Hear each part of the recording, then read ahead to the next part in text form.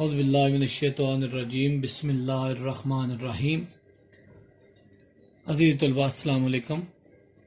آج کا ہمارا جو موضوع ہے وہ انٹرمیڈیٹ سال اول اور سال دوم دونوں کے لیے ہے۔ نظم کا خلاصہ تحریر کرنے کا طریقہ جو ہے، تو عزیز طلباء آپ جانتے ہیں یہ 5 نمبر کا سوال ہوتا ہے، نہایت مختصر، نہایت آسان۔ تو اردو کے اندر ایک نمبر ہر سبجیکٹ میں جو ہے ہر نمبر کی بڑی حیثیت ہوتی ہے۔ اردو کے اندر کہا جاتا ہے کہ نمبر تھوڑے آتے ہیں، اس لیے بتا رہا ہوں کہ یہ نظم کا خلاصہ انتہائی آسان ہوتا ہے۔ پرچے کے لحاظ سے یہ جو ہے اس کی ترتیب کے لحاظ سے 5واں سوال ہے۔ آپ نے جب خلاصہ شروع کرنا ہے تو سب سے پہلے پہلی لائن کے اندر لکھیں سینٹر کے اندر سوال نمبر 5، جس طرح میں نے لکھا ہے۔ اس کے بعد اگلی لائن پر نظم کا خلاصہ، اس سے نیچے والی لائن پر عنوان حمد، ایک میں نے مثال دی ہے، حمد کوئی بھی ہو سکتا ہے۔ اس کے بعد ایک لائن چھوڑ دیں اور اس کے بعد سائڈ پہ لکھیں جی خلاصہ نظم، پھر لائن چھوڑ کے جو ہے وہ تحریر کرنا شروع کر دیں۔ یہ طریقہ ہے، یاد رکھیں جتنی آسانی سے آپ لکھیں گے، ممتحن کو جتنا آسانی سے آپ مواد فراہم کریں گے اتنی آسانی سے آپ کو نمبر جو ہیں وہ ملیں گے۔ اب دیکھیں جی اس کے اہم نکات جو ہیں نظم کا خلاصہ لکھنے کے لیے۔ نظم کے خلاصے کا کل مواد 8 سے 10 سطور پر مشتمل ہونا چاہیے۔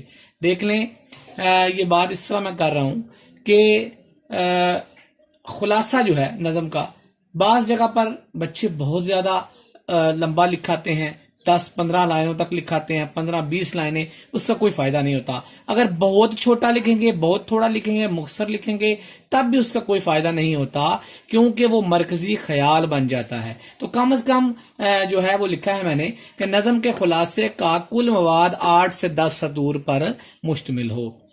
نظم کے اہم نکات تحریر کریں، جس میں اہم نکات جو ہیں وہ تحریر کریں گے تو آسانی سے آپ کا خلاصہ جو ہے وہ بن جائے گا اور نمبر بھی اچھے آئیں گے۔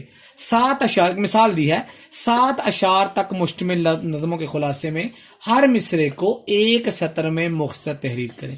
یعنی ایک 7 اشعار ہیں تو 7 اشعار کی لائنیں آپ کے کتنے بن گئے جی مصرے؟ 14۔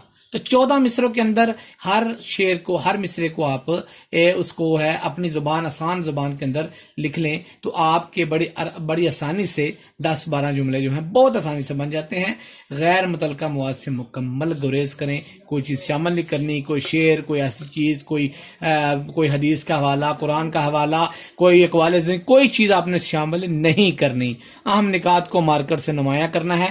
یاد رکھیں اگر 8-7 اشعار سے لمبی کوئی نظم ہے تو اس کو بھی آپ یہاں تک اس طرح کے مختصر کر کے 8-10 لائنیں یا زیادہ سے زیادہ 12 لائنیں، 12 لائنوں سے زیادہ، 12 سطور سے زیادہ جو ہے وہ اس کا خلاصہ نہیں ہونا چاہیے۔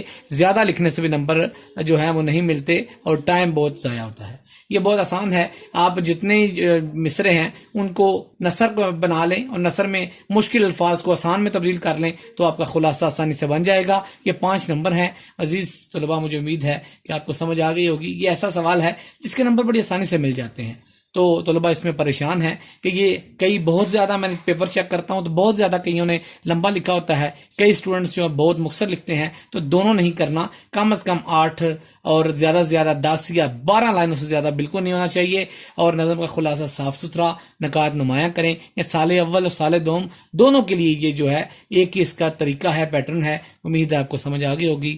اللہ میرا، آپ کا، ہم سب کا حامی و ناصر ہو۔ السلام علیکم ورحمۃ اللہ وبرکاتہ۔